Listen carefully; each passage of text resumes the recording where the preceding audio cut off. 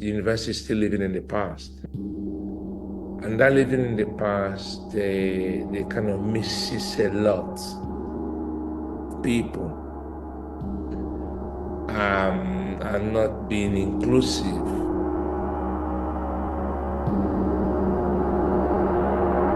Alma's reply.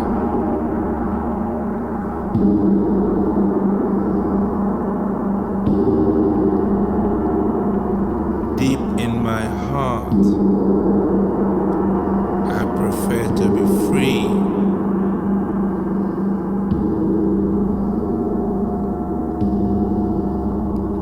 To break the chains that imprison me.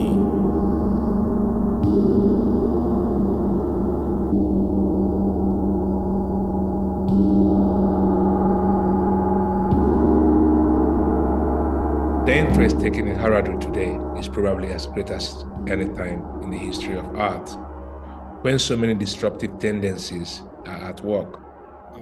The value of tradition becomes increasingly important to those who have stability and continuity of our civilization at heart. Deep in my heart, I prefer to be free.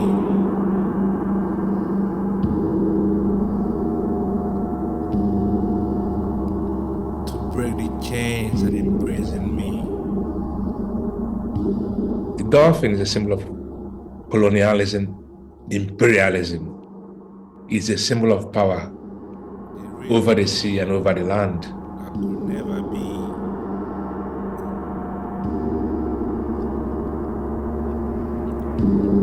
As a captive from reality. If we look into the dolphin heraldry, we find that the dolphin is reckoned as the king of the fishes, as the lion of the beasts, and many fabulous stories are told of him. The dolphin is so much admired and beloved by other fishes that they follow him about as their leader and chief. That was a price I have to pay. In 1846, May 25th, triplicate dolphin was installed in Brighton for Queen Victoria's birthday. Something is happening in Brighton, so there's an ideology being cooked in Brighton. So then we can start seeing the schools built at that time, like Brighton Municipal College, built in 1898 with all the dolphins. Then if you go to Preston Park, they had the Preston Park, you saw the dolphins there. Then if you go down to the clock tower in Brighton, you can see the dolphin on top of Queen Victoria. You must let go.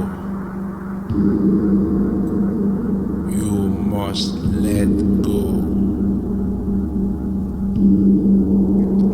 And find yourself again.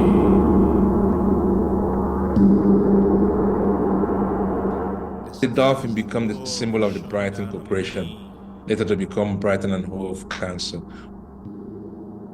The dolphin on the University of Sussex crest represents the university connection to the city of Brighton and Hove. This dolphin imagery also represents connection to elsewhere, as it appears in countries far away from Brighton, countries that English has once colonized. Number one is Malta. If you go to Valletta, the capital, the big, massive dolphin is there. Then if you go to Barbados, but I was free. On the Trafalgar Square, they've actually changed. It's triplicate dolphin. Then in Ghana,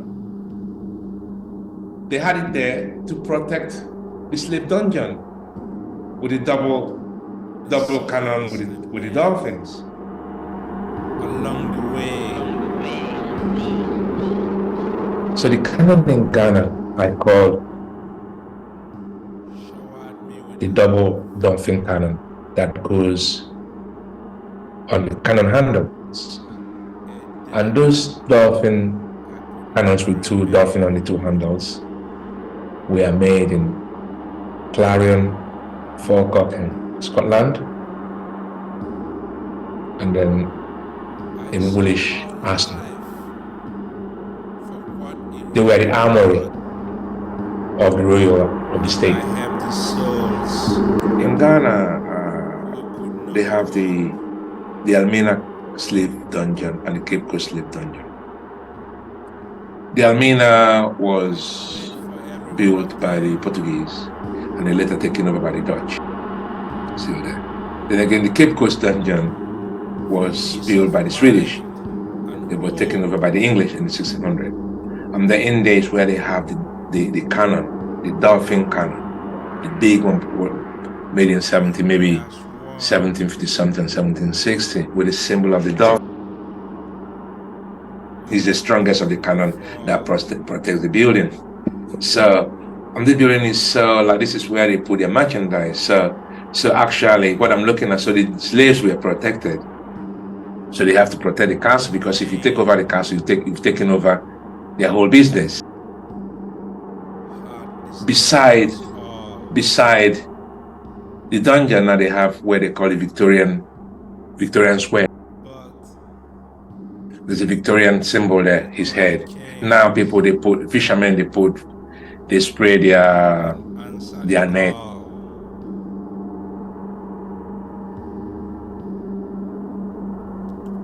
Freedom comes in many ways. Went into people's land with more firepower. You kill them, you take your stuff, you take their things, and then they have to come and beg you. And the first of them all, gong, a sound that resonates.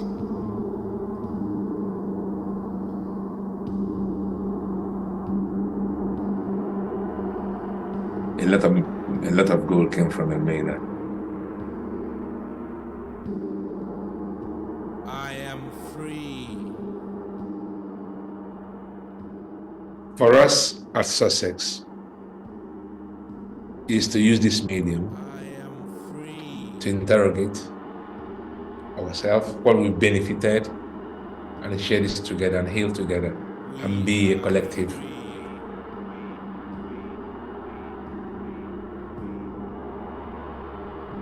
If we don't do that, this again takes me back to what university actually, universe. So universe in a small city. Does it include everybody in the universe? No. You only make certain people at the top of the universe more powerful than the other. That is not universal. So what my research is addressing these issues requires collective input. Together, we expand the academic canon to include diverse perspectives, fostering critical engagement with traditional sources, and creating an inclusive environment are key steps towards a more equitable educational system.